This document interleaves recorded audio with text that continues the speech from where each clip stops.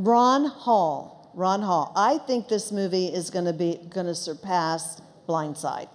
For those of you that went to Blindside, he is a New York Times bestselling author, screenwriter, and producer of the soon-to-be-released major motion picture called Same Kind of Different as Me, opening nationwide, Canada too, on October the 20th. He brought his private trailer.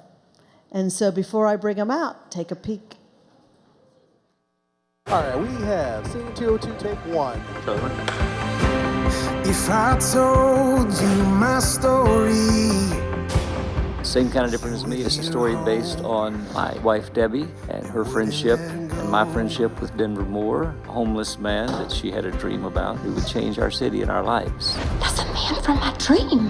That's him. I play Ron Hall, who was a very successful art dealer, not a great husband. Martin told me about your friend.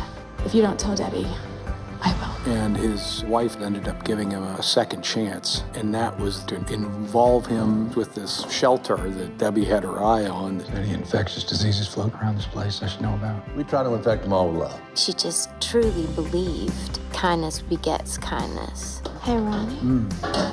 Why don't you go bring him a plate? Oh, no. He's a man of your dreams, not mine. And her mission was to make a change within this community and see that they had a better standard of living. What do you want from me?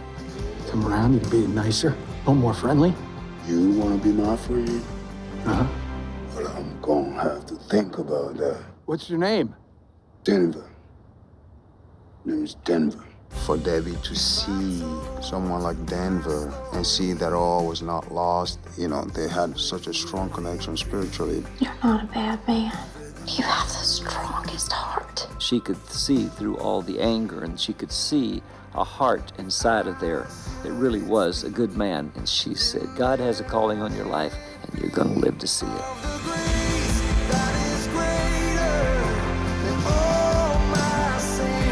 One of the things that I love about this story is that there's so many themes of healing, and it's about a long-time relationship worth enough to make the effort to repair it. And by sharing this mission to help other people, they come together again. God is in the recycling business of turning trash into treasure. I believe Miss Debbie must be his best employee. Denver always said, I'm just a nobody, trying to tell everybody about somebody that can save anybody.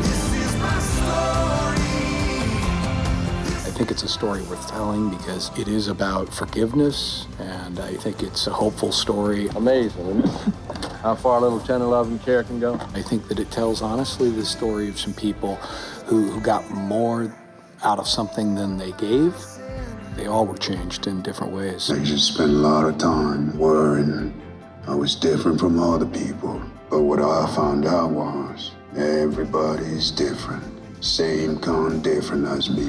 You know, if you want to see a world change, you have to be involved in that. And it takes love to do that. The only thing that will ultimately change a person is to love them and to not give up on them. And that's what I want the world to see.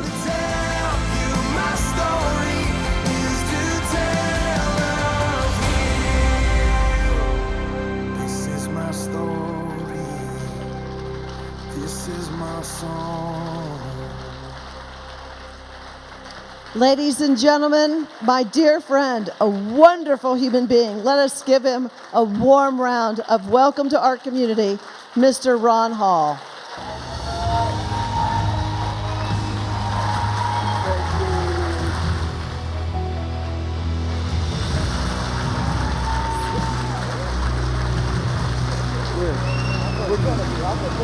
What are you going to say?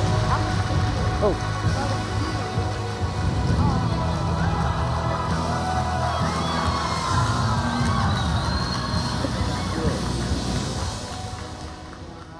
Already, I'm in love. I'm so excited to have you here. Thank you for just got back from Europe.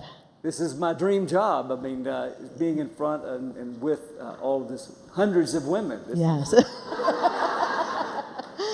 So say it, but it got me in trouble. exactly. But we know Oh, yeah. you now. We know you now. So let's start out just by give our audience kind of some context for the movie, a little bit of your background that led you even to the place where the movie starts. Well, I'm embarrassed. I'm really embarrassed to tell you, but I guess we're among friends here. And yes, my friend Denver used to tell me. He said, "Make sure that they know that we're not preachers. That we're just an old art dealer and an ex-con, two sinners saved by grace with a message of hope for those that ain't got none." So that was from. But the story, I guess the backstory really starts in about 1988. I was an entrepreneur like you, and I had an art business, a very successful art business. And in 1988, I finally achieved my ultimate goal, was to be making $1 million a month. And I decided at that point, decided to reward myself because of that success. I had provided very well for my family. I'd been married 18 years. The marriage was strained. My wife was never that much in favor of the money. I was a money chaser and she was a God chaser. But at that point, I decided, after making so much money, and my ego maybe was full, but I thought I'd maybe stroke it a little bit more. And I was introduced to a young, beautiful artist that was looking for some help. And I gave her more than help, and ended up having an affair with her. And I was exploring my options. This is very embarrassing. This is raw. But I was exploring my options about that marriage after 18 years, and I talked to my lawyer. And my lawyer decided to tell his wife, who was one of Debbie's best friends. So you see in the movie when the lady comes up and says, "Martin told me about your friend. If you don't tell Debbie, I will." And so I went home and confessed what I was doing. And what you saw in the film is real, it's real, it's real. It happened, but what you didn't see was that after she called the woman, you didn't see all this, but anyway, she wanted to talk to the woman. So she got the phone, and she called the lady that I was having the affair with. And she said, I'm Deborah Hall, I'm Ron's wife, please don't hang up. But what I want you to know is that if I had been the wife that he needed back home, he would have never been in your home. So therefore, I'm accepting my part of the responsibility. And if we can find the love that we once had, and we find that again, I don't think you'll ever be hearing from my husband again.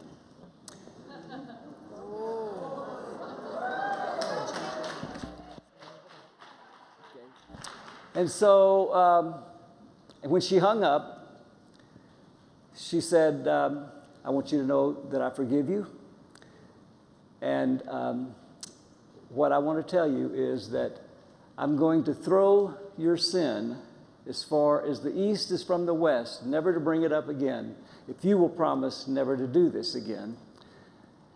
And for that kind of forgiveness, that commands a great love. You got to love that person. And I said, okay, I'll take that deal. And she said, and I said, okay, here's my deal for you. I will, for that kind of forgiveness, I will do anything you ask me the rest of our lives together. So it was 10 years later, she hadn't asked me to do anything except to be a good husband, a good father, and I was a good provider. That wasn't even the issue. But 10 years later, she has a dream. We were moving into our dream home that I had spent years designing and building. I had become I had a great contemporary art collection, and we had a very traditional home. And I wanted to build a contemporary art home as a monument to myself, basically. That was for my ego. And so I spent a long time designing it, and we were building it. But in this dream home, she began to dream. And her first night, she dreamed there was going to be the most beautiful homeless mission ever built in America. My wife was very philanthropic, and she had a heart for the down and outers. And she had been volunteering in certain ministries that helped. She would bring AIDS babies into our homes. And so this was not something totally out of the ordinary for her. So she dreamed there would be a new homeless mission built in Fort Worth, Texas, unlike any mission that had ever been built. It would be one that would be more like a hotel, where people would be sitting on new sofas, and they would be eating fresh food that a chef would prepare, and they would be given new clothes and not the hand-me-downs. And there would be beautiful landscaping and flowers. She said yellow flowers like our spring pastures at our ranch we called Rocky Top. And then the next night, she had another dream. And that night, she dreamed about a homeless man, and she saw his face. And she said the next morning to me, she awakened me, and she said, Ron, I had a dream last night about a poor man who was wise, and by his wisdom, our lives and our city will be changed. She said, if my dream was real, and if you will go with me into the inner city to see if we can find this man, to see if it's really real. I saw his face, so I'll know him when I see him. And I knew she wasn't crazy. I mean, she had graduated with honors from Texas Christian University. She was a brilliant woman. And so I didn't question that craziness at that point. But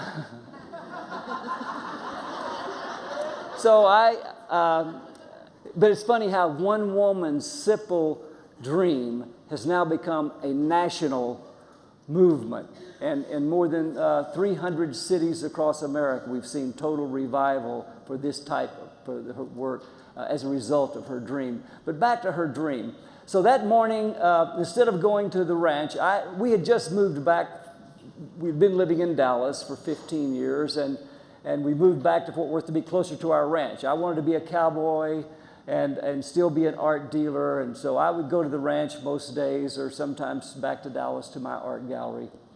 But that day, instead of going out to the ranch, I decided that she asked me if I'd go with her. So we started driving around the inner city, and we didn't see this man of her dream, and we'd been driving around and walking the streets, and people would look at us like a cow looking at a new gate. You're like, what in the world is a couple like you, doing on the streets here where all the homeless and dangerous people are? So we decided, we stopped in at a homeless mission, and we decided to begin serving the evening meal. We didn't decide. She decided that I would be doing that for her. Yes, I was not consulted on that. She just said, pull in here, we're going to go here. You saw it. But anyway, so that was the first question that I asked the guy when he threw me an apron, and he said, I said, are any infectious diseases floating around here? And he said, sure are. We try to infect them all with love. And love is infectious, I can tell you.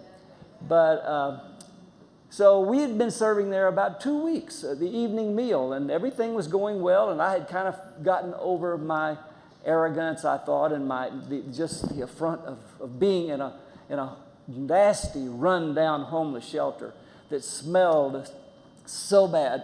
I just couldn't take it almost the first day. But by the second week, I was kind of doing better. So anyway, one day, the dining hall was a room smaller, about half the size of this, and we fed about 300 people a night. And as they were coming in, all of a sudden, in one of the side doors, the men were coming in from a chapel service, actually, but the homeless, always have to hear a gospel message to get a free meal. That's part of the trick of the trade, that's how you try to transform them, but it's not that gospel message that's transforming, it's loving the people that transforms them.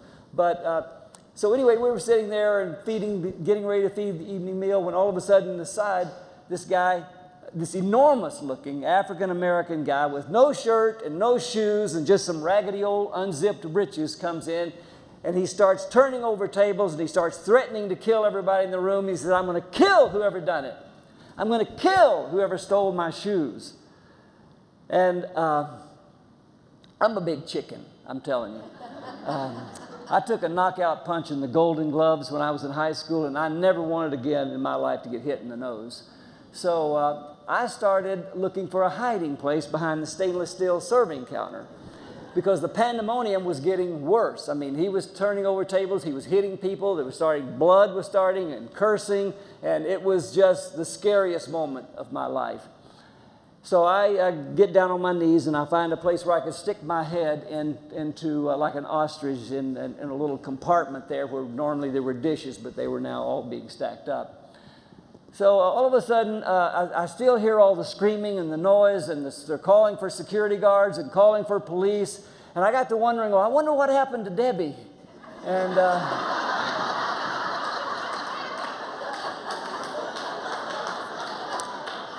and so I take my head out of my thing and I look up, but she's jumping up and down like a cheerleader on the sideline of a football game, and she's saying, that's him, that's him. And so I look up over my head, that's who? And she said, that's the man I had the dream about. And I said, which one? And she said, the one threatening to kill everybody. And then she looked down at me. I was still on my knees, and she said, and Ron, I believe I heard from God that you have to be his friend. And I said, but Debbie, I was not at that meeting you had with God. And if I'm going to be friends with somebody who wants to kill everybody, I'm going to go talk to God myself. But I asked one of the homeless men that was volunteering with us on the line. At that point, really, there were no volunteers hardly in this mission. The homeless men served the homeless, and it was a different situation back then. So I asked one of the guys, I said, who is that crazy man? As the security guards were dragging him out. They said, well, we don't even know his name, but he's been on the streets longer than anybody in Fort Worth can remember. He's considered the most dangerous man on the streets of Fort Worth. They call him suicide on the streets because messing with him is the equivalent of committing suicide. Said, the man's dangerous and he will hurt you. And he said, my advice to you is you keep away from him as far as you can. And I said, well, I thank you very much for that advice, as opposed to what my crazy wife is now telling me, that I have to be his friend.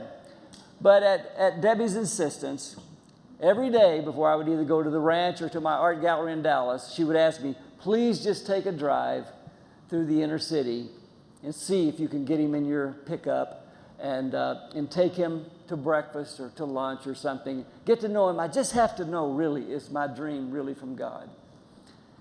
And so it took me 5 months to get him in my car. And that's a whole nother story. If you haven't read our book, just out of curiosity, how many people know this story, read the book? Oh, good. Well, quite a few of you. Okay. Well, it took me 5 months of a lot of ins and outs and dangers and intrigue of trying to get this guy in my truck. But when one morning I saw him, and he came and got in my truck, and I took him to breakfast, and I found out that morning he had grown up on a plantation in Louisiana back in the late 30s, early 40s and 50s.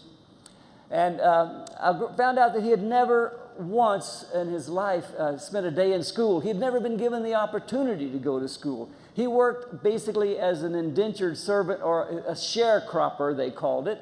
And he worked for the man on the plantation, and he was given a little shack without running water or electricity. And he was given credit at the man's store, never any folding money, as he called it, folding presidents, he called it. But I didn't find this out that morning, but something had very tragically had happened to him that had affected him. Not only did he watch his grandmother burn up in a fire when he was 6 years old in the plantation in an old slave cabin, and he tried to save her and he couldn't. But at 13 years old, he was roped and dragged by the Ku Klux Klan for helping the white woman change a flat tire on the plantation. And the Klan told him as a young boy, a young innocent boy, "Boy, don't you ever talk to a white woman again in your whole life." He was 62 years old when I met him for the first time, and he had never spoken to a white woman again or looked one in the eyes.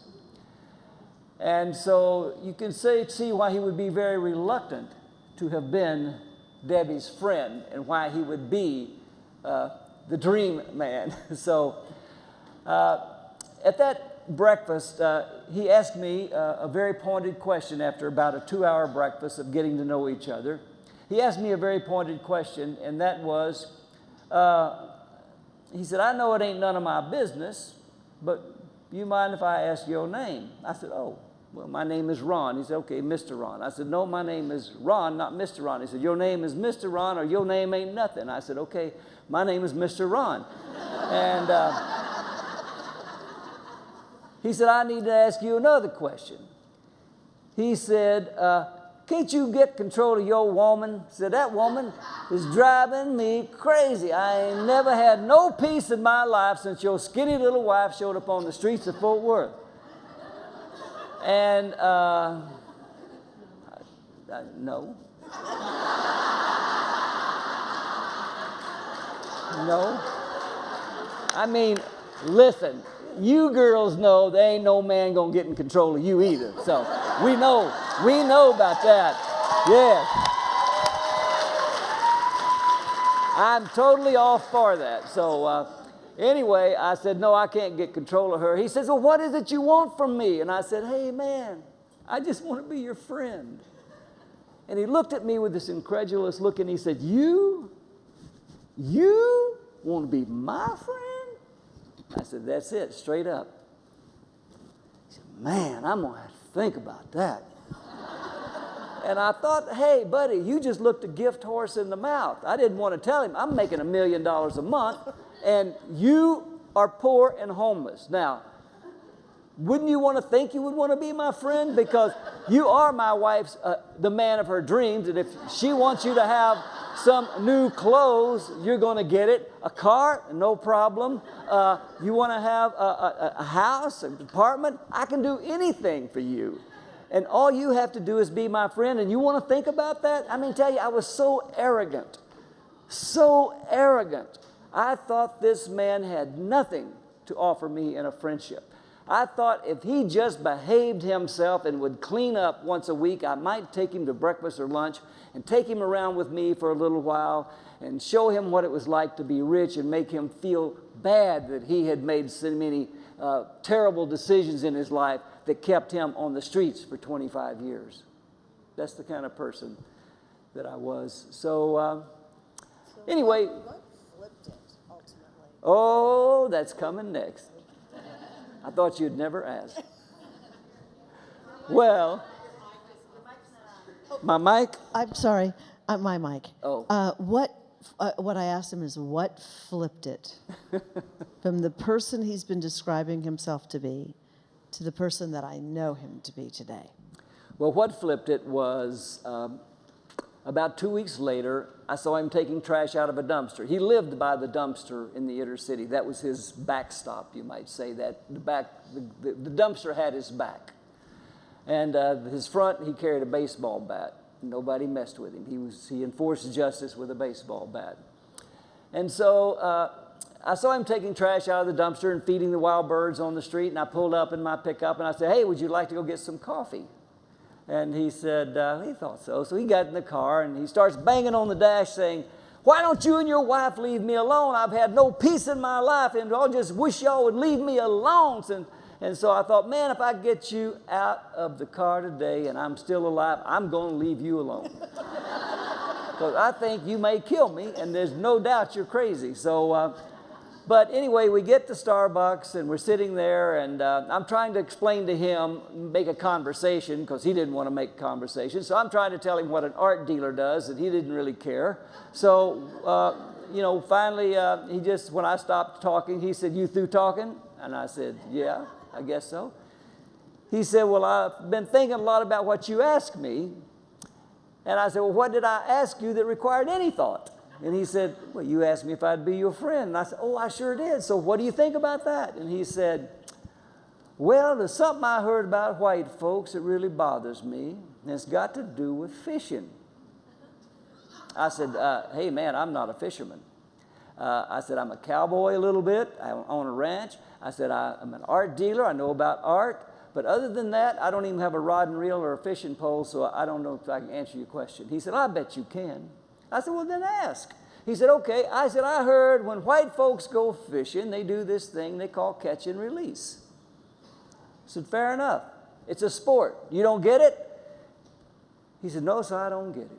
Because back on the plantation where I grew up, we'd go out in the morning, we'd dig us a can of worms and cut us a cane pole and sit on the riverbank. And we'd stay there all day long till we got something on our line. And when we got something on our line, we'd take it back and share it with all the folk, and we were really proud of what we caught.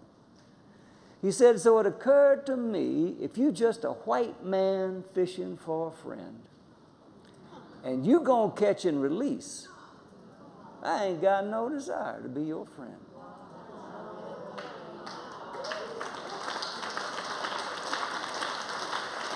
And my mind flashed back to Debbie's dream of this poor man who was wise, because at that moment he spoke to me the wisest thing I had ever heard on friendship. And I said, okay, Denver, if you will be my friend, I will not catch and release. He said, then you got a friend for life. And I said, you do too. And I said, can I have a hug? He said, no, man, don't ever touch me.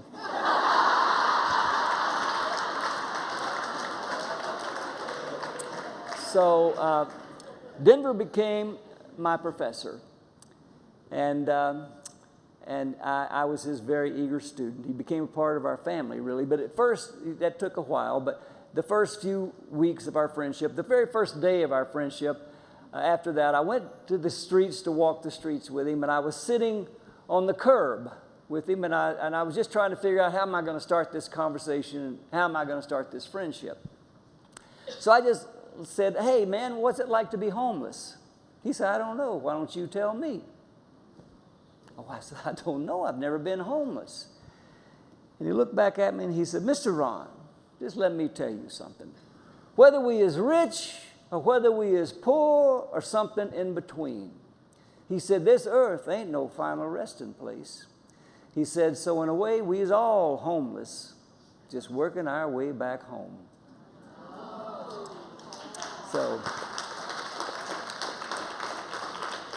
So anyway, I began... Did it ever blow your mind, his wisdom? His wisdom was extraordinary. We started walking the streets. I went to the bank, I took a $100 bill, and I got it put out in ones. And so, so I was giving all the homeless people on the streets a $1 bill, and thinking I was helping them. And I said... He said, what are you doing? Well, first of all, he asked me, he said, are you one of them Christians? And I said, well, yeah, why do you think I'm down here helping the homeless? He said, you ain't helping no homeless.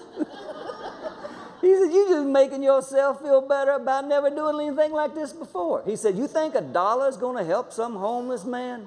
He said, if you want to help a homeless man, you got to crawl down the ditch with him, and when he's strong enough to crawl out on your back, then you helped him. But don't ever tell anybody you helped a homeless man. You can tell him you blessed him, but don't be talking about helping nobody unless you crawl down in the hole with them.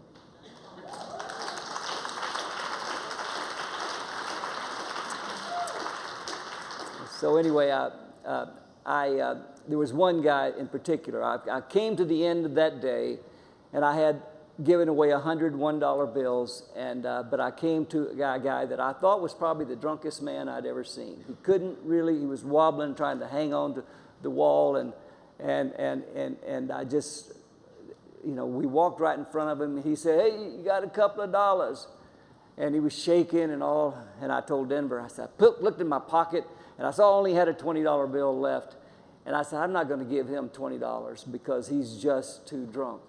And Denver said, Mr. Ron, why don't you just give the man the money and let God take care of his business, and you will receive the blessing for giving him the blessing? And I said, okay. So anyway, we walked away from that, and so we got to the street corner, and he said, now stop, Mr. Ron, I want to tell you something. I said, what's that? He said, the man that you just thought was drunk, his name is Jose, and he's from Mexico. And he was the hardest working bricklayer in town, and he takes care of a family of maybe 20 people back in Mexico, and he chooses to live on the streets so he can send all of his money back to Mexico. But he said, that man don't drink. He had a stroke, and now he can't take care of himself no more, and he needs some help. And he said, you judged a man without knowing his heart. He said, look down at the end of the street. What do you see down there? I said, well, you talking about the courthouse? And he said, yes, sir.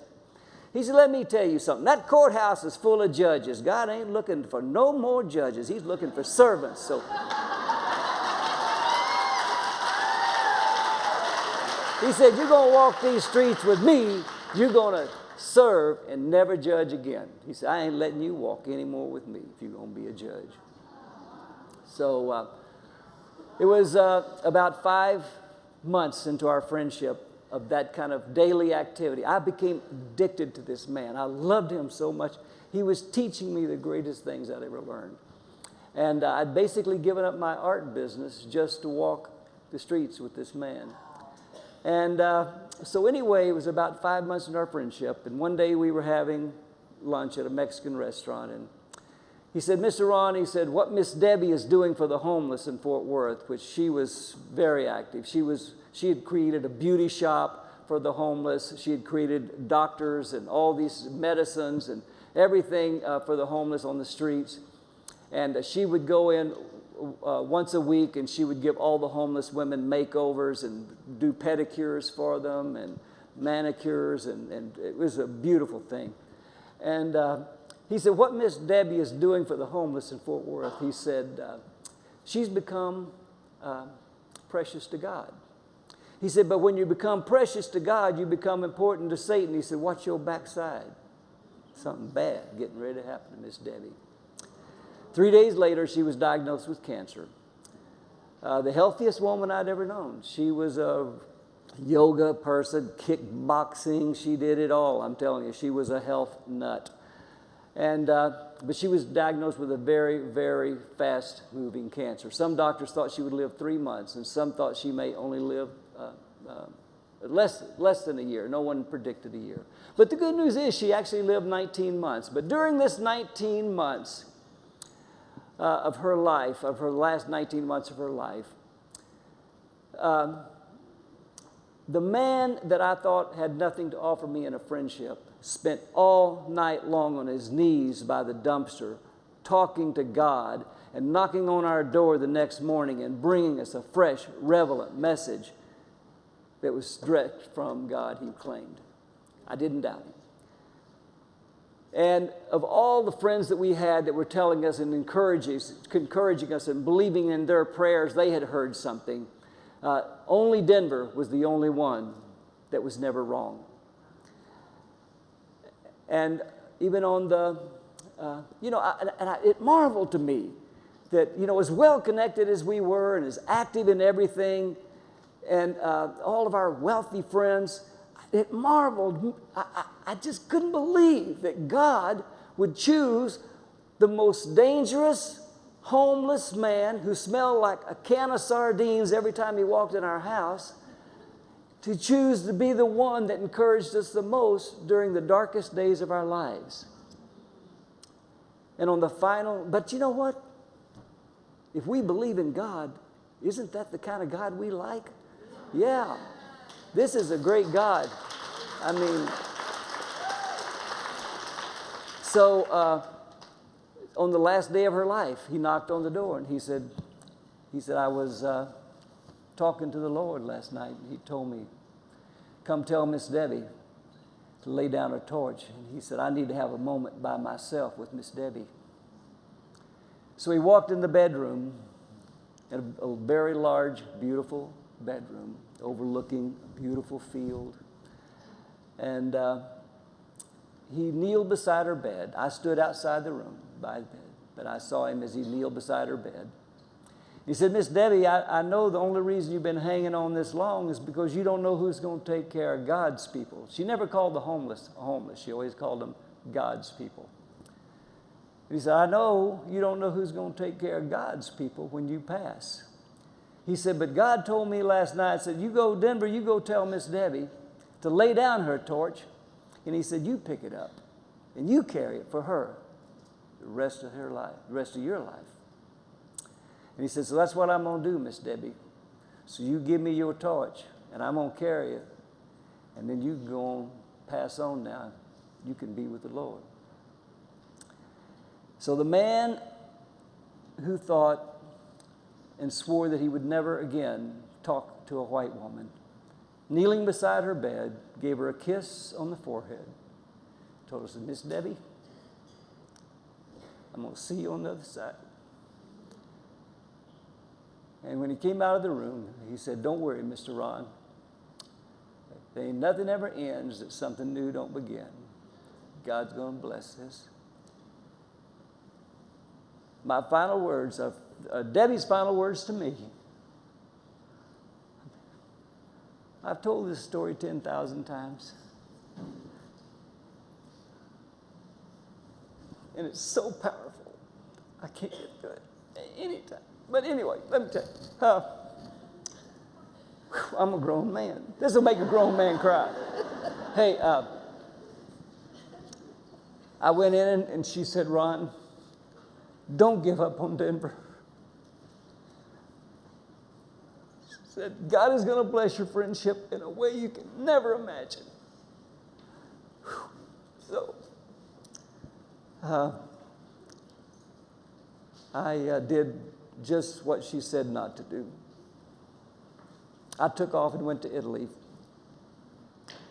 Left him back in the bushes, in the hobo jungle.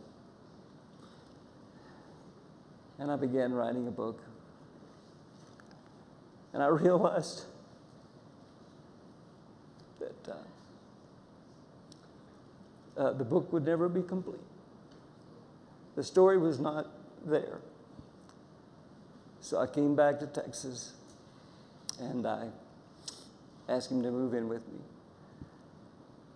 And he didn't want to move in with me. He was the lion of the jungle. I mean, he was the mayor of the hobo jungle. I mean, he didn't. Nobody wanted to mess with him, but everybody respected him. But he moved in with me, and we lived together for the next 10 years until he joined Debbie in Heaven. And he and I traveled to America together. We wrote the book together. We sat at the breakfast table for the next 3.5 years, and we wrote us a book. And we couldn't find anybody that would publish it. I'm telling you, when we got through writing, we got turned down more than the sheets in a 5-star hotel.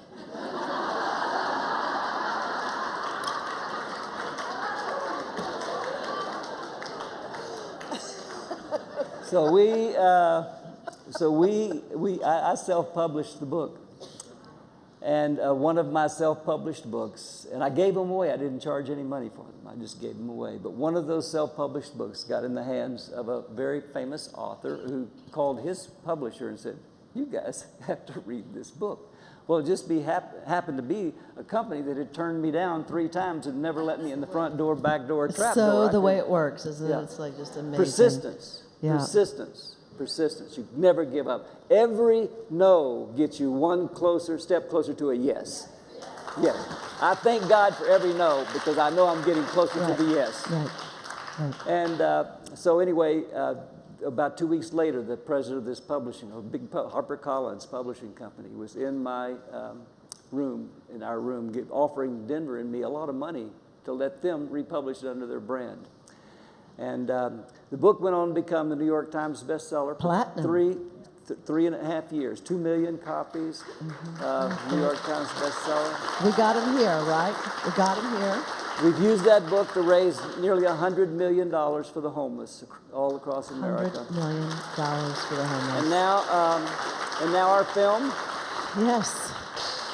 Our movie, we've shown it now to private influencers in 27 cities, and the women audience between 25 and 60 has given this movie a 98 score, which is the highest in any tested movie of Paramount Pictures ever in the history of Paramount. Right. Totally up our alley.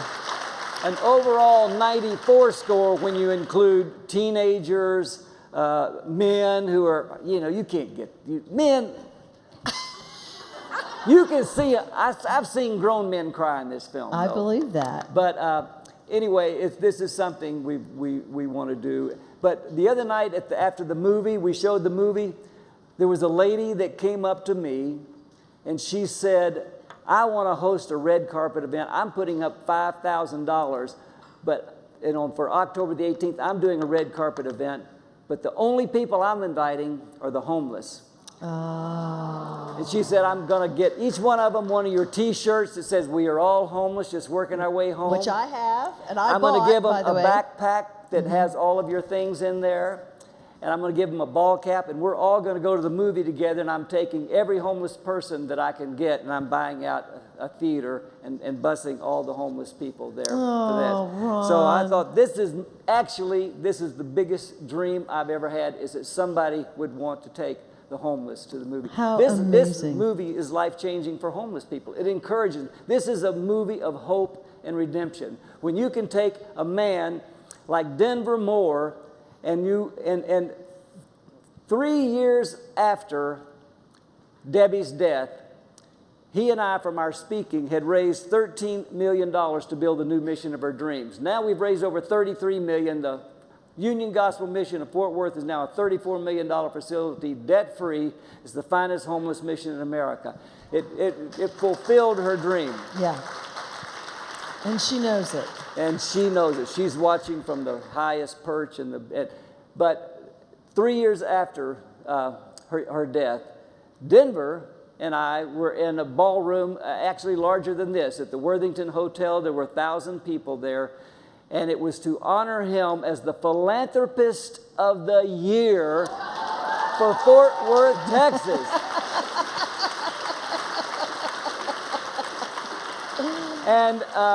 And he got up in front of nearly 1,000 people, and he said, a lot of you folks out here thought I was trash on y'all's streets. Well, I was one of them. I used to call the police on them.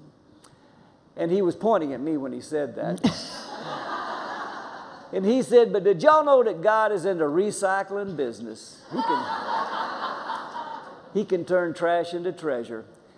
He said, and so I stand here today as a witness to that. And he said, I want to thank y'all for this reward, and I will see y'all on. Bye-bye. See you anyway. He said, I'm fixing to do something for y'all that the devil ain't never done for you. And I said, what's that? He said, I'm going to cut y'all loose. So anyway. Oh. But anyway, and then we were honored at the White House. I'll tell you, one of the greatest days in my life is we got invited to, our book became the favorite of Barbara Bush. And she bought thousands of our books and sent them all across America. Tell them what Denver said, leaving. Okay. Well, we were at the White House, our very own private lunch with the president and the Bush family, and Denver, we'd been there about 2 hours. Right. And Denver was getting a little antsy. He needed a cigarette. You know, he'd given up drinking after Miss Debbie came and sacked him out. Back after she died, she came back to tell him he had to quit drinking and keep his promise. So, and he never drank again. He said it wasn't a ghost and it wasn't a dream, it was a visitation. So he said she sacked him out real bad. So anyway, he had to have a cigarette, and so he was trying to figure a way to get out of this luncheon. And so he just picked up his knife and started tapping on his glass, and crystal rings really good in the White House. So it was ding, ding, ding, ding. And so he's sitting next to First Lady Laura Bush, and between her and Barbara Bush, and I'm at the other end by the two presidents. And so the First Lady Laura Bush said, well, I think Denver has something he would like to say to us. And he said, yes, ma'am, I sure do. And she said, what would you like to say, Denver? He said, well, first I'd like to tell y'all got a real nice house up here. because we had been touring the White House for about 2 hours before the luncheon. And she said, oh, Denver, it's not our house, it's your house too. He said, ain't my house, I ain't never had no house. And he said, well, she said, you know what I mean, it belongs to all the taxpayers and citizens of America. 'Cause I ain't paid no taxes either, so. He said, I'm telling you, this ain't my house, so. But he said, that ain't what I want to talk to y'all about. He said, what I really want to do is go around this table and thank every one of y'all in here by name, and thank y'all for what you have done for me and Mr. Ron in our book. He said, but I'm going to tell y'all the truth. I can't remember none of y'all's names because all white folks look alike to me.